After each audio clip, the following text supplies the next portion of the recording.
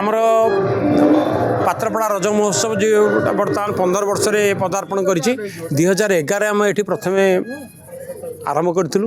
ଆମର ଯେଉଁ ବନୀକରଣ ହୋଇଥିଲା, ଯେଉଁ ଗ୍ରାମ୍ୟ ଜଙ୍ଗଲ ଆମେ ସେତେବେଳେ କରିଥିଲୁ 20 ବର୍ଷ ତଳେ, କିଛି ଶିମୁଳିଆ ଗଛ ଏଠି ଆମେ ଲଗାଇଥିଲୁ, ଯେଉଁଟାକି ଖୁବ୍ ଜଲ୍ଦି ବଢ଼ି ଯାଇଥିଲା ଏବଂ ଆମେ ପ୍ରାକୃତିକ ଭାବରେ ଗଛକୁ ଗଛ ଦେହରେ ବଲ୍ଲା ବାନ୍ଧିକି ଆମେ ପ୍ରଥମେ 20-25ଟି ଦୋଳିରୁ ଏଠି ଆରମ୍ଭ କରିଥିଲୁ।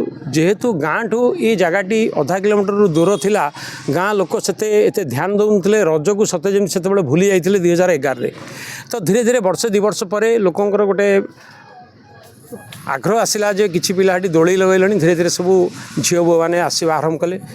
ବର୍ତ୍ତମାନ ଅଞ୍ଚଳବାସୀ ଏଠିକି ଆସୁଛନ୍ତି ଦୀର୍ଘ 15 ବର୍ଷ ହେଲାଣି। ମଝିରେ 2 ବର୍ଷ ଆମେ ଫନିରେ ଏଠି ଆମେ କିଛି କାର୍ଯ୍ୟକ୍ରମ କରିନଥିଲୁ, କେବଳ ବିଧି ଅନୁଯାୟୀ ଏଠି ରାଧାକୃଷ୍ଣଙ୍କୁ ଆମେ ପୂଜା କରିଥିଲୁ।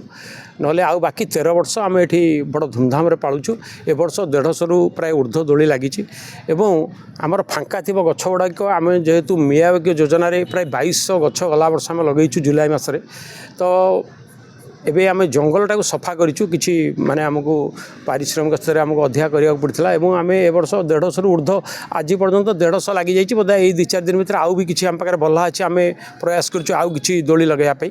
ଲୋକମାନେ ଏତେ ସଂଖ୍ୟାରେ ବହୁ ସଂଖ୍ୟାରେ ଜନସମାଗମ ହେବେ, ପାର୍କିଂ ବ୍ୟବସ୍ଥା ପ୍ରତି ବିଶେଷ ଧ୍ୟାନ ଦେଇଛୁ। ଆମର ଗଭର୍ଣ୍ଣମେଣ୍ଟର ଯେଉଁ ଅଛି, ଆମର ଯେଉଁ ବେଣ୍ଡିଂ ଜୋନ୍ଟି ଏବଂ ଯେଉଁ ଥିଲା ସେଥିରେ ଆମର ପ୍ରାୟ ମିନିମମ୍ 500 କାର୍ ରହିଲା ବେଳେ ବନ୍ଦୋବସ୍ତ କରିଛୁ।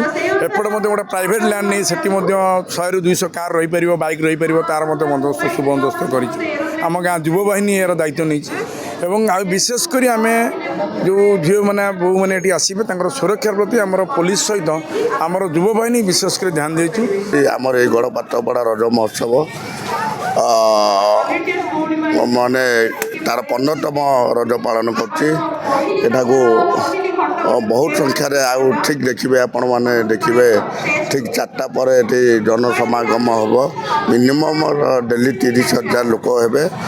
ବିଭିନ୍ନ ପ୍ରକାର ଯାକ ଦୋଳିଠୁ ଆରମ୍ଭ କରି ରାମଦୋଳିଠୁ ଆରମ୍ଭ କରି ପ୍ରାକୃତିକ ଦୋଳି ଲଗିଆ ହେଇଛି। ବିଭିନ୍ନ ପ୍ରକାର ଦୋକାନ ସାଜସଜ୍ଜା ହେଇଛି, ଲାଇଟ୍ର ବ୍ୟବସ୍ଥା କରାଯାଇଛି, ବିଭିନ୍ନ ପ୍ରକାର କରାଯାଇଛି। ରାଧାକୃଷ୍ଣଙ୍କର ମୂର୍ତ୍ତି ଏ ବର୍ଷ ଝୁଲିଆ ହେଇଛି।